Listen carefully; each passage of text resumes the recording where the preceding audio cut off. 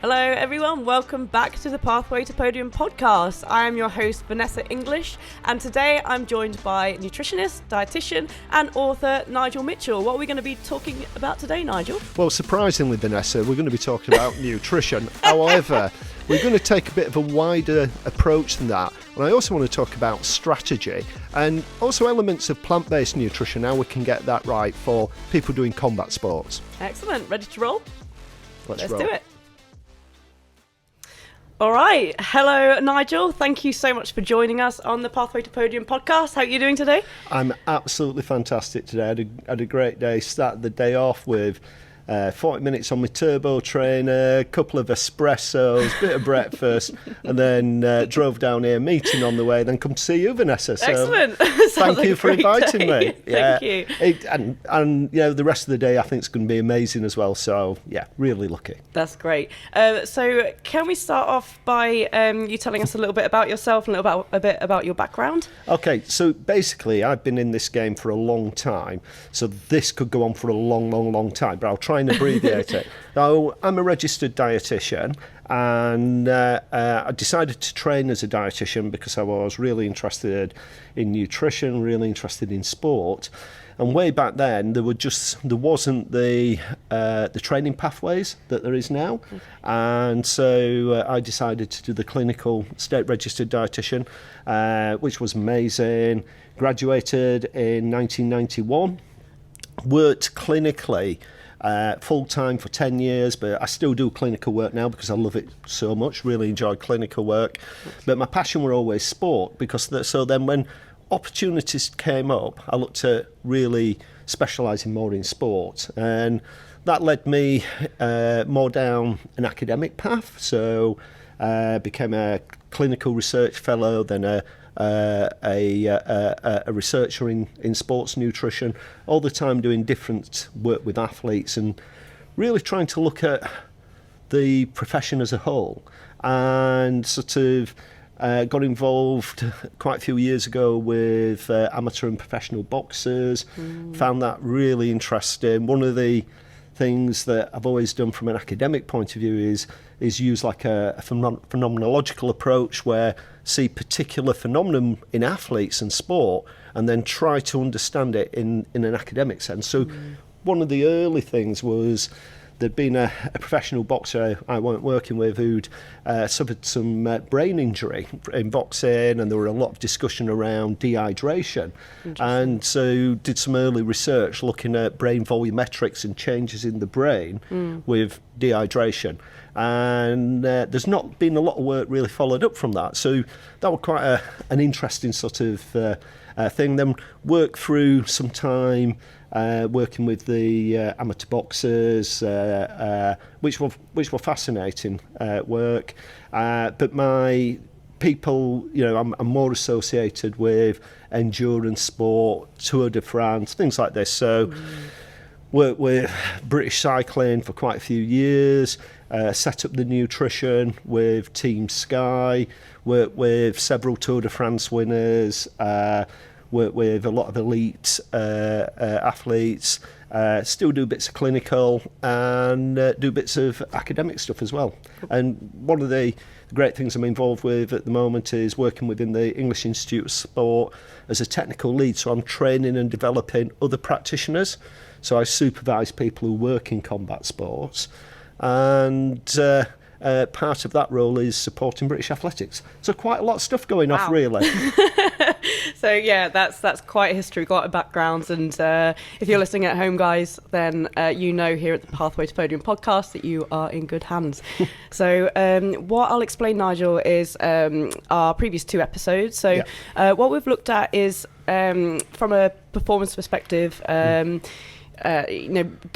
leading up to a competition 7 days out, and we want to kind of know about the performance side of thing going into a Brazilian Jiu-Jitsu competition. So our theme had been 1 week out. So from a nutritional perspective, can you give us kind of some of the important things that we should be thinking about? Yeah, well, first of all, we have to think about what is it that we're really trying to achieve. So part of my philosophy is looking at the performance and working backwards from the performance. So if we're looking at a sport such as Brazilian Jiu-Jitsu, what I see there that we need in an athlete is, first of all, making the weight. You can't compete if you're not making the weight. Yeah. We need somebody who's able to make the right tactical and technical decisions in that competition. We need in somebody who's got there from a physical point of view. I've got the strength, I've got the endurance to be able to compete. So then it's thinking how the nutrition really helps to support that. So you're working backwards from that. And these things are really, in principle, very simple. Yeah. So these are that we've got somebody who's got a good body glycogen storage, muscle glycogen, liver glycogen, with somebody who's not catabolic, i.e. muscle breaking down, and we can talk a bit about how that happens and what the dangers there are. We've got somebody who's well hydrated. So really working backwards from that is looking at how nutrition supports it within the context of the event itself. So it seems, very, very complex. And is there, perhaps in terms of, so first of all, what you mentioned was cutting weight, which is obviously a really huge part, being a weight-divided combat sport. What advice would you give somebody who's going into competition and wants to cut the weight? Yeah, I think for me, when we get into that last 7 days, we really get into the wrong point. And when I work with amateur boxers, sometimes, initially when I started working in that sport, we'd be getting 2 weeks out from competition and we'd be going, we're really concerned about the weight of this athlete. And we shouldn't be getting to 7 days before and we're panicking about being able to make the weight of the athlete. So really, some of these processes need to go much further back. Okay. And I think we need to look much more at a strategic approach to weight management. And this can be done, like the work that I did with British Boxing has then been built on by the nutritionist who works with them now, Mark Ellison. But the principles, what we were looking at there was, in that sport, people would start out 12 weeks before the competition. So they'd start a camp-based process of getting fit for the competition. Okay. And it was incredible to see these athletes because they would come in 12 weeks out, and not all of them, but some of them would be pretty unfit, pretty poor shape. And it's quite surprising. And I said some of them, I didn't say all. I mean, some of them were phenomenal athletes, but some of them didn't come in. You'd look at them and the coach would be going, 12 weeks' time he's going to be Commonwealth gold medalist. And you'd be going, interesting. And hang on, then they would? Or? Oh, yeah. Okay, cool. And there'd be a massive transformation. But part of it was the structure that they had was around that camp base. Yeah.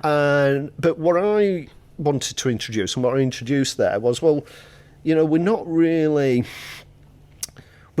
managing this weight making process a great deal with these athletes. What we're doing with them is we are training them, and we just sort of hoping that they make the weight. Oh, goodness. And what you would see quite often, and I'm sure it's the same in Brazilian Jiu-Jitsu, you'd have somebody a week out and they're still several kilos overweight. That does happen sometimes. And then, the process where I've seen is that people in effect get it with a double whammy, where you're trying to increase the training and you decrease the food, and you can end up with basically somebody who's really quite catabolic.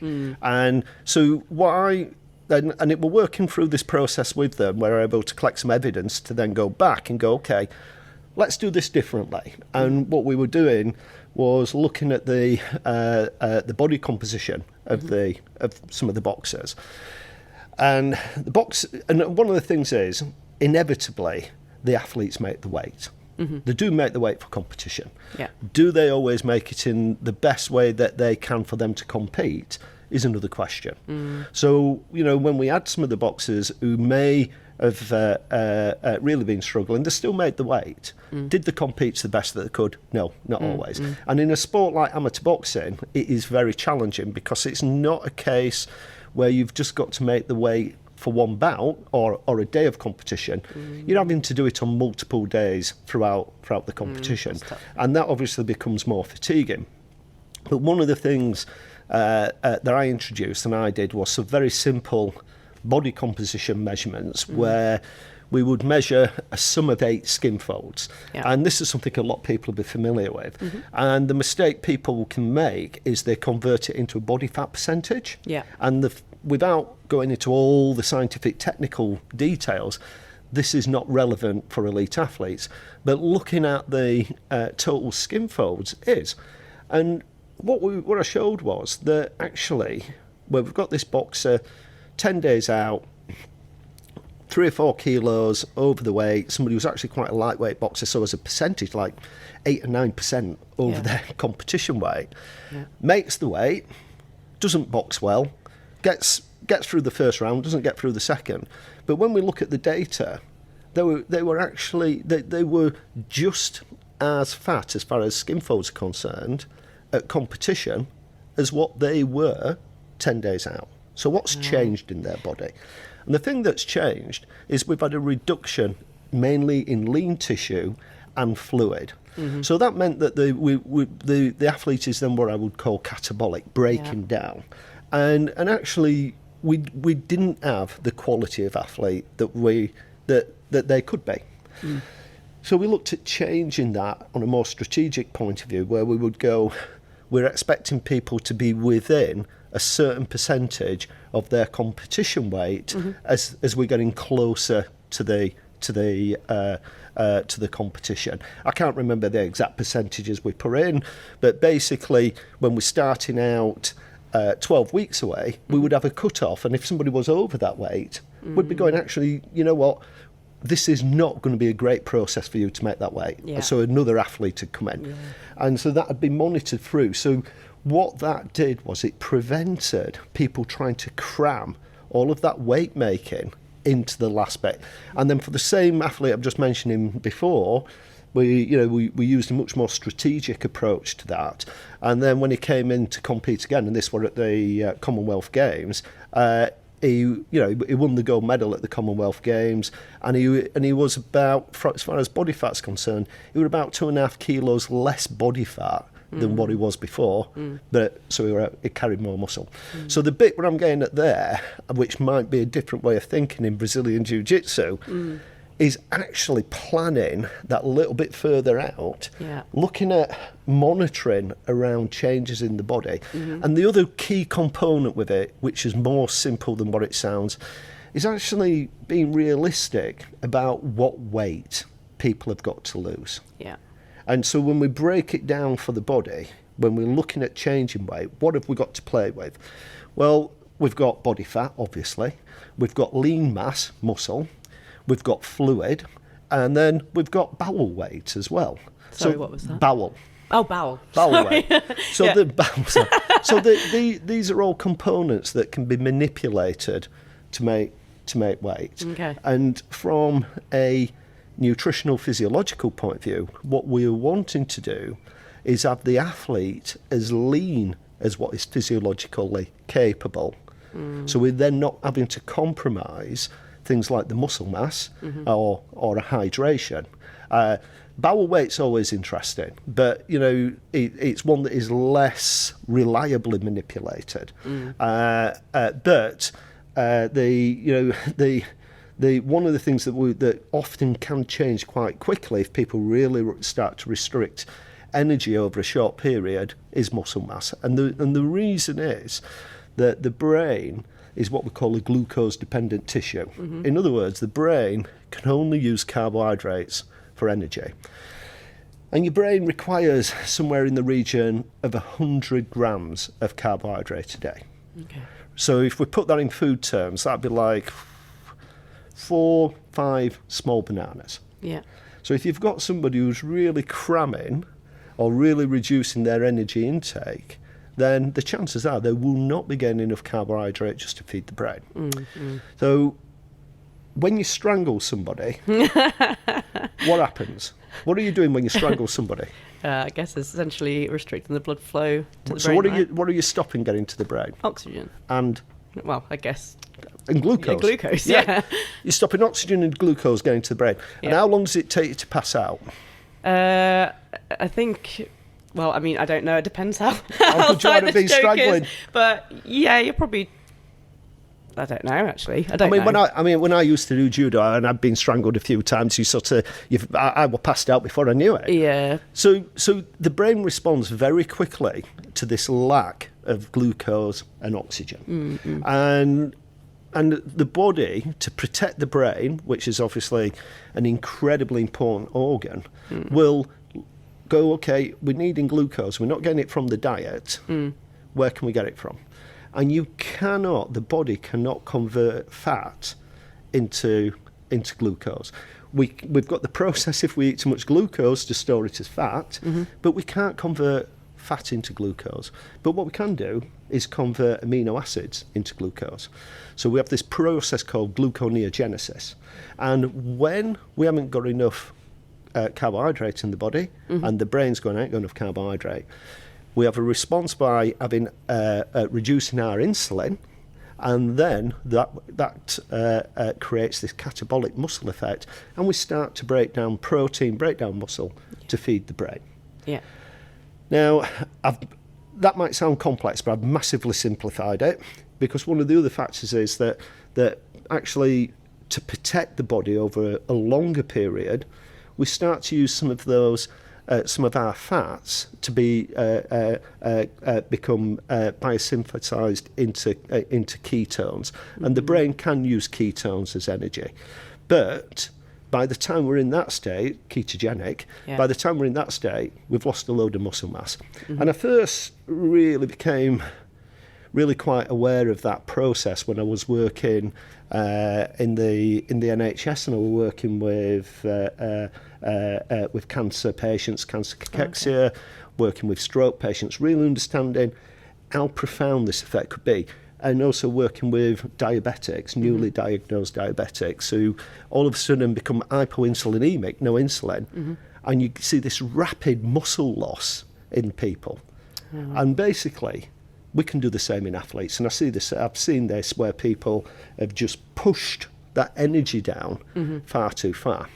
So back to week out. Yeah. Hopefully we've got somebody, they've been managing their weight management for the competition, and they're a week away, and they're either a kilo over or they're bang on the weight. Yeah. And there it's just about really maintenance. And the bit that can get lost is quality. And quality of nutrition is really ensuring that we're getting all of the vitamins and minerals that we require from foods. And one of the things that we're understanding more and more is around the importance of these phytonutrients, plant-based nutrients in the diet, which can help with our recovery, help with our well-being. And a lot of athletes look more at a modular type of diet. So what I mean by that is they will look to use, they might think, okay, I don't know how good my diet is, so I'll look at some vitamin supplements with this. But this doesn't carry the full range of nutrients that we get within real food. So one of the other things that I wanted to get people thinking about is things such as like the processing of the foods that they eat, and things like ultra processed foods. And it is quite possible that people are coming in, they're restricting what they're eating, and it's then thinking about how do we ensure that we're still getting the quality of all the nutrients that we have. Sure. So what I'm getting from that is, say for example, somebody may be thinking, I'm cutting weight for competition, I'm going to cut out my carbs. Yeah. So yeah, it can be a massive mistake. Yeah. Because say quite quickly, and the other thing is say you cut out your carbs, you increase your exercise. So very quickly you'll start to become catabolic. Yeah. But again, people have to make choices. Yeah. And if people are going, right, I've got it wrong for the last 12 weeks. I'm going to get it even more wrong, but I'm going to compete. But these are choices people make. Yeah. And at the end of the day, if somebody is going, I'm definitely going to compete there, and they cut out the carbs, they'll make the weight and they'll compete. Is that the best for them? Is another question. Yeah. So is there like a particular percentage in terms of like macronutrients that you would like advise, or maybe like a certain grams per kilogram of carbs?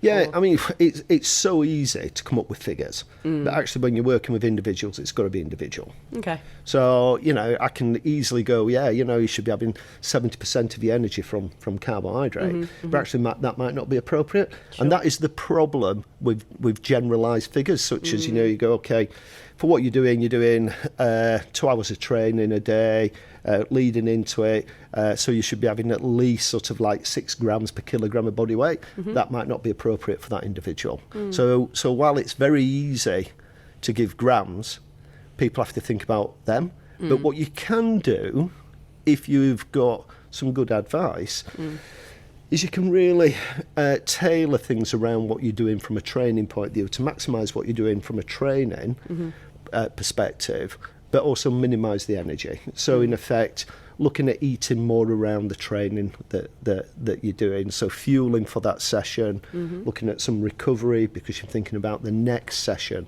coming up. So in a lot of ways, I say it's very easy to give those general figures, but how real use they are is another question. So I mean, this kind of carries on really with the theme of our previous episodes, where it's kind of been like, okay, you need the tools, and you kind of need to understand what works for you, essentially. Yeah. I think some of the dietary tips that you can help with people with this is how do you get the biggest bang for your bucks with the carbohydrate. So if we tend to have a lot of really rapidly absorbed carbohydrate, even if we're a bit glycogen deficient, even if we're quite low with it, then what we'll tend to do is we'll push the blood glucose up quite high quite quickly. That responds in an insulin. We get an insulin response with that, and that doesn't mean to say then all that carbohydrate just gets shunted straight into the muscle. If we've got that high rise in insulin, some of the carbohydrate will actually get pushed into adipose as well. So that's even if we deplete it, if we're just like ramming it in. So if we go into things that are a little bit more slower release, lower glycemic index, again, real foods here. Yeah. So, things like your porridge oats, things like some pasta, things like brown rice, things like multigrain bread. Sourdough bread is even better. And the reason for that is that the process of the fermentation with the bread helps to hydrolyze the gluten. And so that actually reduces, this process then reduces the glycemic index of the bread and makes it easier to digest. So, the foods that we eat, we can have the same level of carbohydrate, but it having a better impact for the body if we are reducing our carbohydrate intake. Right. Okay. So, is there any timing with this in terms of like, I don't know, we're going for a training session or something, and, say, like, when would you want us to eat, or how long would you want us to have a good meal, or how long a stretch would you want us to be able to digest the food? So if we break things back down onto fundamental body processes, trying to maintain an even blood glucose level, feeding the brain, then looking at, feeding little and often with smaller amounts has a less effect on spiking the blood glucose levels and helps us to maintain a more even blood glucose levels. But really, when we're looking at it from a training perspective, what we're wanting to try and do there is ensure that we've got some carbohydrate in the muscle. Now, the great thing is with the training that we're doing, it's not really long enough to fully deplete unless we're going into the sessions fully depleted. So it's not like you're running, a marathon. Yeah. But it is demanding. There's no questions about that. Yeah. So, when we're looking at the training side, having some food sort of 90 minutes, 2 hours before, and things that are quite easily digested. Again, people often go for something a bit higher glycemic to push the sugar in. I'm going, actually, for what we're wanting to do when we are keeping an eye on what we're doing, is going for something a bit lower is just going to give us more of a top-up type of approach, is what I personally, some other people would recommend something else. My approach is going for more of a steady, even flow of energy going through. Okay. And then post-exercise, we always talk about this window of opportunity. In a way, with this group, because people will be that little bit depleted all the time, then yes, that is a good time to refeed. But we're never fully repleting anyway. So looking at taking something on, and again, you'll read things and it'll say 2 grams of carbohydrate per kilogram of body weight. So print that. But what weight do you fight at, Vanessa? Well, about 60 kilos. About 60 kilos. So that'd be me saying to you, you've got to have 120 grams of carbohydrate. So that's equivalent to 6 bananas. I mean, it's not happening, is it? That's quite a lot of bananas. Yeah. If it was going to be from bananas, but I'm just saying when you start to put it in food, you go, at that time, and I'm trying to, it ain't going to work. Yeah. So I mean, I have been called a monkey before, but I don't know if I want to go. But no, so what you look at is going, actually, what's going to get the job done and not going to flood the system. So you'd like pare it right back down. Now, in that sort of situation, I'd be looking at more, maybe like about 40 grams of carbohydrate. Okay. Just 2 bananas. But this is if we've got the term I coined with it is what I call critical weight management, where we've got an athlete, they're really lean, but we're still juggling that weight making. We've still got quality training to do, and we're wanting that athlete to be recovered and being able to perform physically and mentally at their best on the day. So I'd be going, okay, for this, I mean, if you are coming in and you're 2 kilos under, I'll be going, let's get 12 bananas down you, let's get that stuff in, let's get the fish and chips down you. So it's very much individual situational required. I mean, I say 60 kilos, but anyone who's kind of watched my competition history, I used to fight much leaner. There was a point where I was fighting under 53.5 kilograms, and I was very, very lean. I've bulked up a little bit now, but what I don't know if you would agree or disagree with this, but I was like really bang on in the middle of the upper weight category. So I was like, I'm going to try to cut a little bit. And what I did was I'd have like a maintenance weight kind of through the season, and then I only had to drop like a couple of kilograms or something leading up to it. And that seemed manageable to me. I didn't do the 12 weeks. I did about 8 weeks. And I tried to do that. Different sports, you're going to do it differently. So I think with the boxers, because a lot of them came in such poor shape, they needed that little bit longer. Honestly, you saw the guys running around the track at 7:30 in the morning. You're thinking, how are these guys ever? Some of them, because some of them came in and they were like gazelles, but quite a lot of them weren't. So maybe you may come at it with more of an athlete attitude, where you keep yourself in shape and fit all the time round, whereas some of the I think they're much more professional now, but I think that I think that they needed that little bit longer time. Sure. And how about, for example, if somebody is like a little bit overweight, would you suggest anything like reducing the sodium intake or stuff like that, or not so much? Yeah. So what you're talking there is around the fluid side of it. And the very natural thing for people when they do compete is that there will be some drop in fluid. If people are like a kilo over, when we're really coming down to that last bit of weight, then there's certain things that come into place where the body just actually naturally loses some extra fluid. We start peeing a little bit more. We're nervous. We tend to poo a little bit more, and we may just restrict a little bit some of the fluid that we take. So we can, one of the interesting things is that and this is one of the things that I'd encourage people to do when they are looking at making weight, is understand how much weight they lose overnight.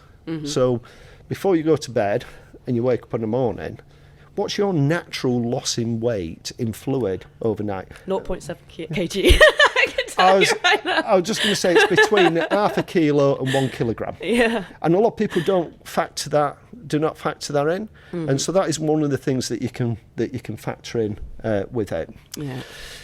When you talk about sodium's really, really interesting. You know, it's it has so many processes in the body, and unless you're somebody who retains fluid, because you know the balance that you have between excreting and retaining, then really cutting sodium out isn't going to have a big effect. But everybody is really different on their sodium requirements and the way that sodium works in the body. Right. And a little bit of experiment can help with people. Mm-hmm. But again, like with fluid, we have to be careful that we don't really go too low with sodium. But just with natural foods, then we tend to eat several times more sodium than what we need. Yeah. The way that I would normally be working is going like no added sodium, rather than going to the extremes of avoiding foods that naturally have got sodium in them. If that makes sense. Yeah. So the normal thing I'd do is just not be adding, unless I've got an athlete who I know has got a very high sodium sweat concentration. Mm-hmm. And I don't know if that's the type of work that guys do in Brazilian Jiu-Jitsu, actually work out what their sodium is. Not that I'm aware of. Yeah, I mean, I'm not saying it's something that's necessary, but if people are really, some people are very sensitive to sodium and will retain quite a lot of fluid by having excess sodium. Yeah. And the use of sodium and fluid, if people have not had to do an aggressive dehydration to make that weight. So if all they've done is just gone, okay, I'm just not going to have much to drink. I'm not, I know that I lose 0.7 kilos overnight, and I'm a kilo over before I go to bed. So I've got 300 grams to lose between then and I weigh in. So I'm just not going to drink. So you know that you've just got that natural overnight dehydration. It's not an aggressive dehydration. Then you can really easily just replenish that. If people have got to be a little bit more aggressive with it, if people before they go to bed are having to do half an hour skipping work or something like that. But again, what we tended to do with boxing is that with the boxers, they wouldn't go to bed more than a kilo over the weight that they need to get weighed in the next day. So they're then not having to work hard the morning before. That's a really good idea. They get weight. So, but sometimes you would have people who would have to do half an hour skipping before they go to bed. But they've not necessarily done anything wrong. They're just where they are at the weight naturally, just that little bit higher. I really like that because, like, quite frequently, and I've actually done it myself, only once. But you'll see people, with the jackets on, running around, desperately trying to sweat, literally just before they're about to go and fight. So that's going to deplete you. So doing that is going to deplete fluid, and it's going to deplete carbohydrate. And whereas if you've actually done that work the night before, you're able to recover. You're able to get weighed in, you bang on the money, you're then able to put carbohydrate and fluid back in before you compete. And that situation, you can actually put quite a bit of fluid and quite a bit of carbohydrate back in really quite easily. So quite often in a Brazilian Jiu-Jitsu competition, I mean, it's not all the time, sometimes there'll be like day before weigh-ins, but probably more frequently you'll be expected to fight like pretty soon after you've weighed in. So what would you advise for that situation? So I think even if you've had to, you've been watching the carbs a bit, but you've not gone too drastic. You've watched your fluid a little bit, but again, not gone too drastic. Then, and if it's within like an hour, which I think would be pretty tight turnaround between weighing in and fighting, you could quite easily take a litre of fluid and quite easily 100 grams of carbohydrate in that period with some salt, and that sort of combination will really push a lot of the fluid and a lot of the carbohydrate into the system, into the muscle. You probably have to do a bit of a pee as well, because we're getting that plasma expansion with it. But a lot of that had actually become physiologically available for the work that you've got to do. Okay, so would you advise? Because quite often, if within that time, I'll be only really taking fluids in, or like a gel or something. Sorry, like that. So when I said carbohydrate, I meant in the form of a drink. Yeah. Oh, that's right. Bananas came into my head. No, because I do love food. Bananas, I do love food, but in that situation, it'd be liquid-based carbohydrate. Okay. Cool. And I definitely want some sodium and potassium in that. When I'm working with elite athletes, I prefer very much bespoke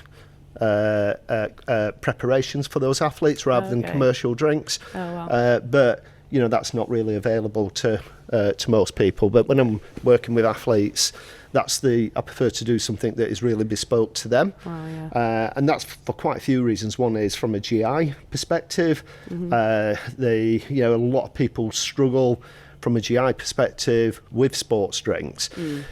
And if you've been doing a lot of critical weight management, you can compromise the GI function, which can actually make some sports drinks more aggressive, or gels more aggressive on the gut. One of the things you don't always know when you are taking on some of the sports drinks, how much of that is actually getting absorbed. And sports drinks are really designed for people to use a couple of times a week, recreation. They're not very few are designed for elite athletes. So if you look at, you have a lot of ingredients in there that has no benefit for you, especially the colourings and the flavourings, citric acid, etc. They have no real purpose. Right. So if you've somebody and the body's pretty on the line, then some of these are not great. So I tend to you can get things like plain maltodextrin, and then you can just add a bit of salt to it. It don't have to be too complex. A bit of salt and a bit of fructose, and job's good. Sounds like a chemistry lab. It's quite simple. But the number of times I've been travelling internationally and I've got bags of white powder in the case, and you get some funny looks. Yeah.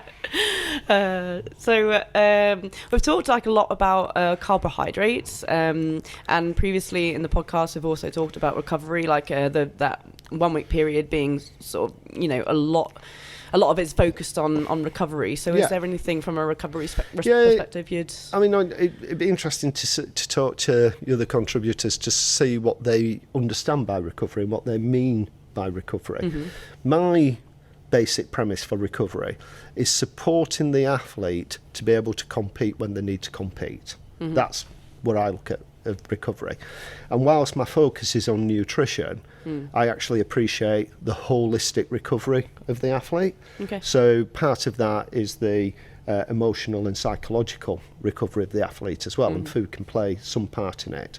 Okay. But if we're looking at it purely from a nutritional point of view, so the clear thing is I never just look at the holistic, but as soon as I'm just looking at this side of it, the things where I'm looking at there is really trying to maintain the homeostasis, the balance of the body. So this includes proteins, fats, carbohydrates, and the micronutrients as well. The micronutrients for the overall well-being are so important. And again, it's like I say, the range that you get from real foods is much, much greater than what we can get from a supplement. Yeah. So what I'm talking about there is using whole foods, using things like vegetables, tomatoes are amazing, peppers are fantastic. Anything that's brightly coloured, we just get this massive range of phytonutrients with it. And we're getting a greater understanding of this all of the time. Protein, everybody's had protein rammed down the throat for years now, the importance of protein. Yeah. And a lot of people have got an understanding of protein, but they don't really get the importance when we're starting to cut weight. Okay. So, spoke before about if we're not getting enough carbohydrate, we will break down protein. Yeah. And that protein can be coming from what we're eating, and it can also be coming from the body. So the biggest danger we have is if somebody cuts down the carbohydrate and they cut down the protein intake, they will catabolise, they'll break down more muscle. So if we've got more protein in the diet, then the body will use some of that as energy. So an important part of when people are on this journey, on this pathway, that they're taking adequate protein. Yeah. And this is one that's very easy to put a number to, where you go, I'm a bit uncomfortable if we drop below this level. Yeah. So the way that I tend to work with athletes is I'm looking for about 2 grams of protein per kilogram of body weight. Yeah. And I'm a bit uncomfortable when we're compromising carbohydrate going much lower than that. Because when we start to go much lower, we will start to catabolise more of our protein for energy. And when we look at the protein side of it, we have what we call an amino acid pool. I'm sure people who know that all proteins are made up of amino acids. And so we've got all these amino acids floating around the body, and the all processes. As athletes, we think of the muscle and we think of the protein in the muscle. And the muscle is in a constant flux of anabolic processes building up and catabolic processes breaking down. And what we're wanting to do in this period is maintain a neutral balance there, where we're not getting bigger muscles and we're not losing it, basically. So having available amino acid pool means that as the muscle is being broken down naturally, we've got the amino acids there to replace it, so we're keeping that constant. So looking at even levels of protein throughout the day can help to maintain that even amino acid pool and that even muscle balance within the body. There's all sorts of things people can try and manipulate to increase that, but that's not what we're trying to do. What we're trying to do in this process is potentially, how can we support the body whilst having a limit on energy? And so the protein aspect of it becomes very important, looking at, as I say, about 2 grams. So for you, 120 grams worth of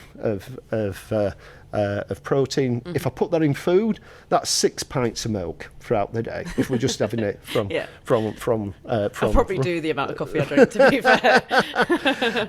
and then the other really fab question is when we talk about protein quality and protein types, and that's another sort of discussion. So well, in regards to that, because we likely have quite a large a group of people who follow vegan diets and vegetarian diets.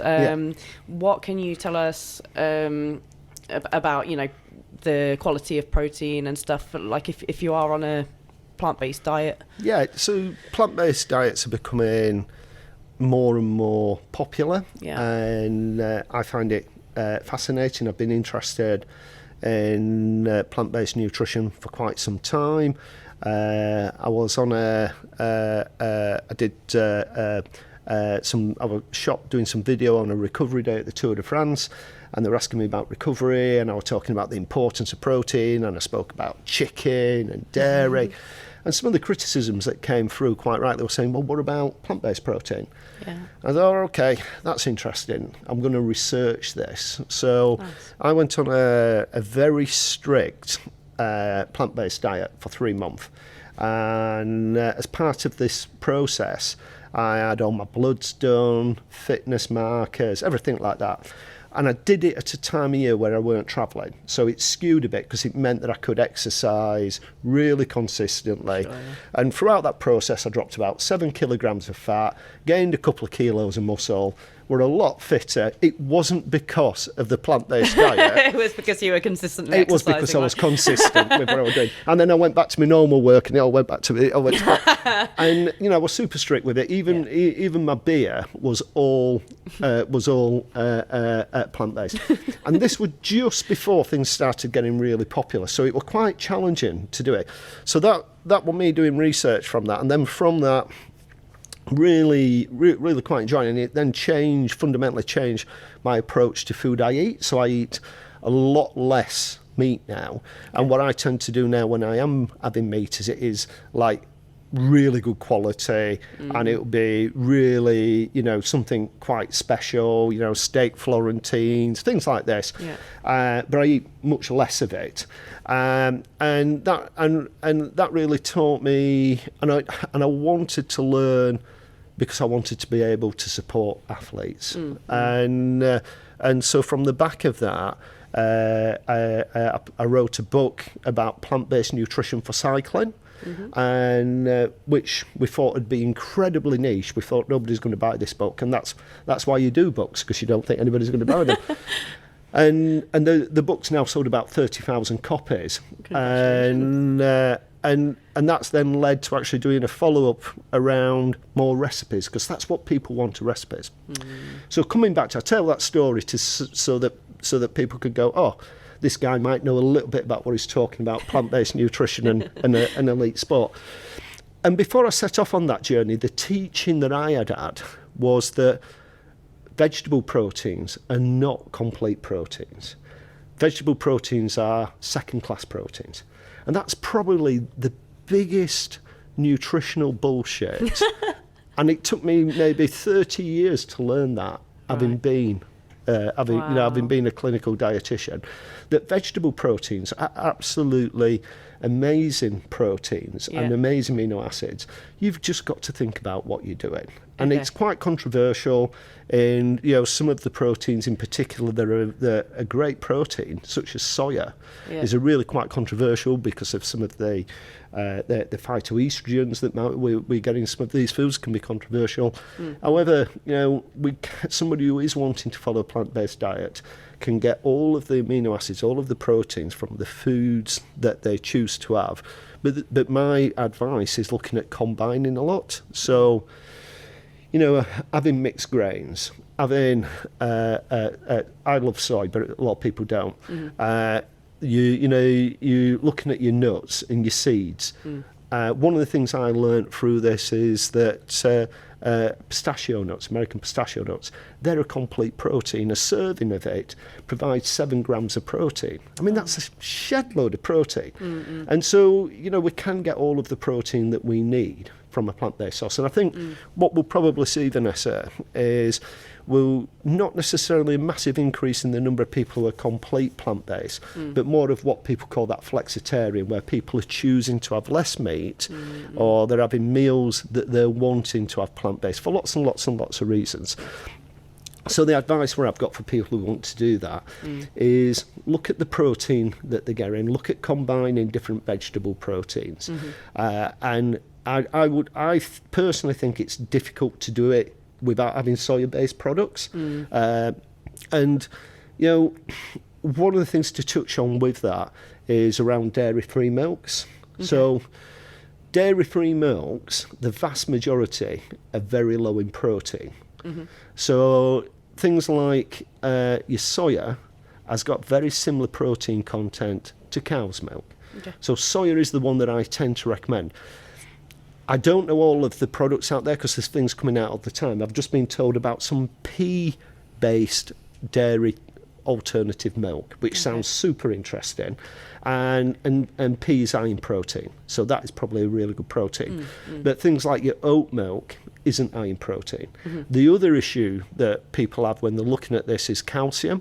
Calcium, uber important for our athlete. So, it's important that if they're having dairy-free milk, that it's fortified with calcium.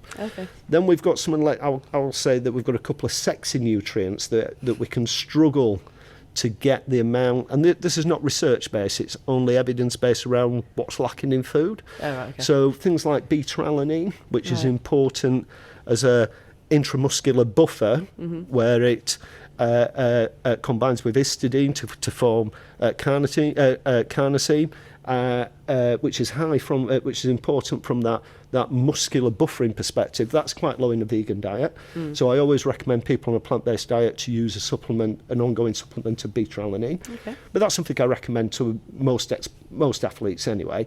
And then the other one is some creatine as well. And that I would just recommend to people for about 2 to 5 grams a day. All of these, the synthesis of these is not coming from animals, so these are all plant-based.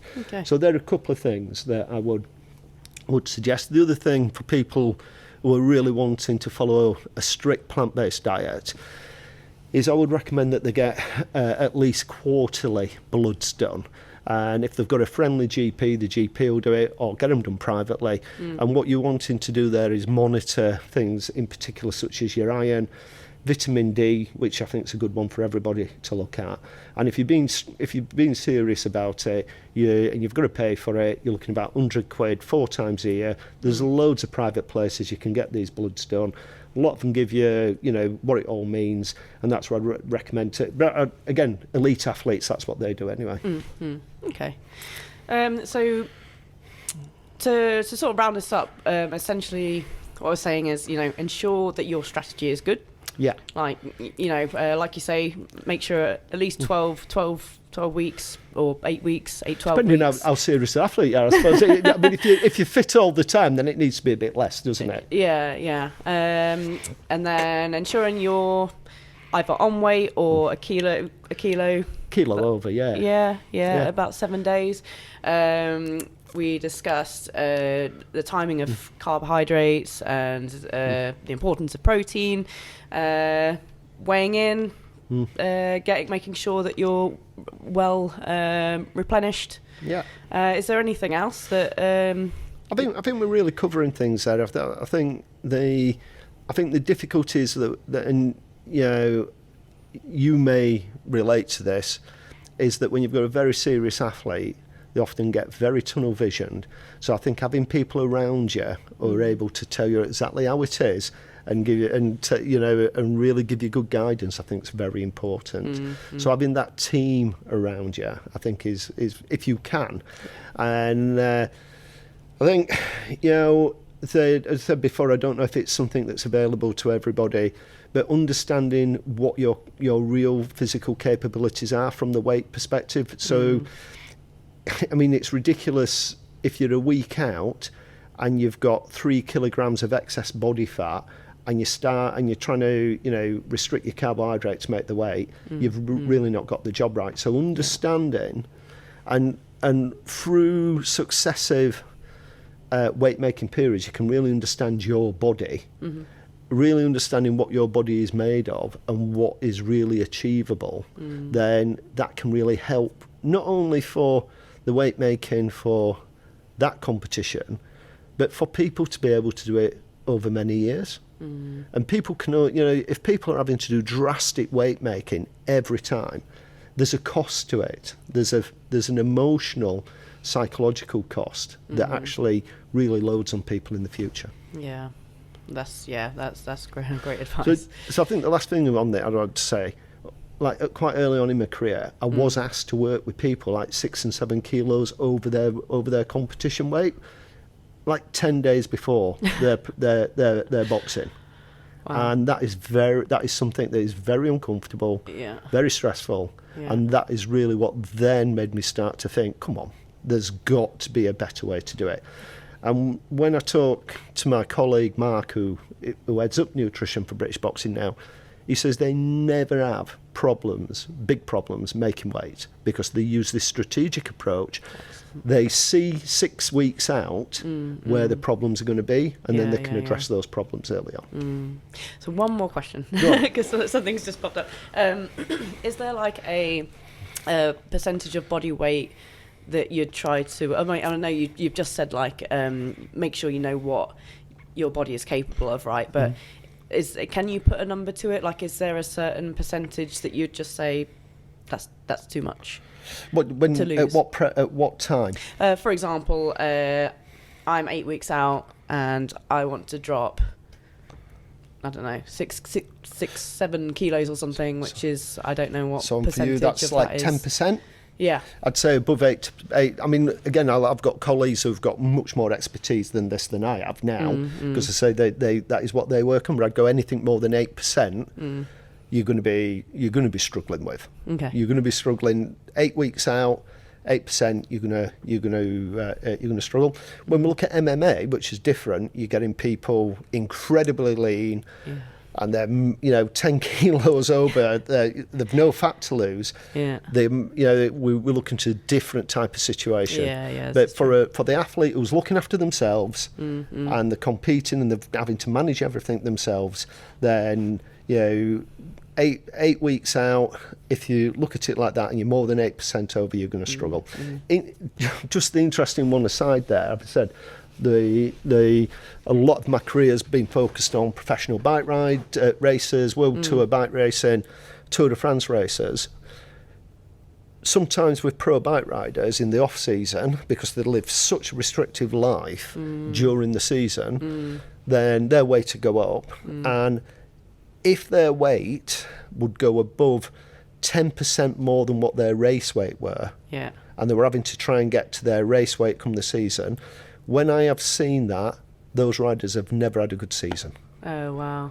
And and that they could be like 5 months away from their race weight because they've been chasing it all the time. It compromises what they're trying to do from a training recovery perspective. Never seen anybody who's had to lose that percentage of weight actually have a really good season. So there you have it then, guys. So long-term strategizing is key. And enjoy your food. And enjoy your food. Yeah, definitely.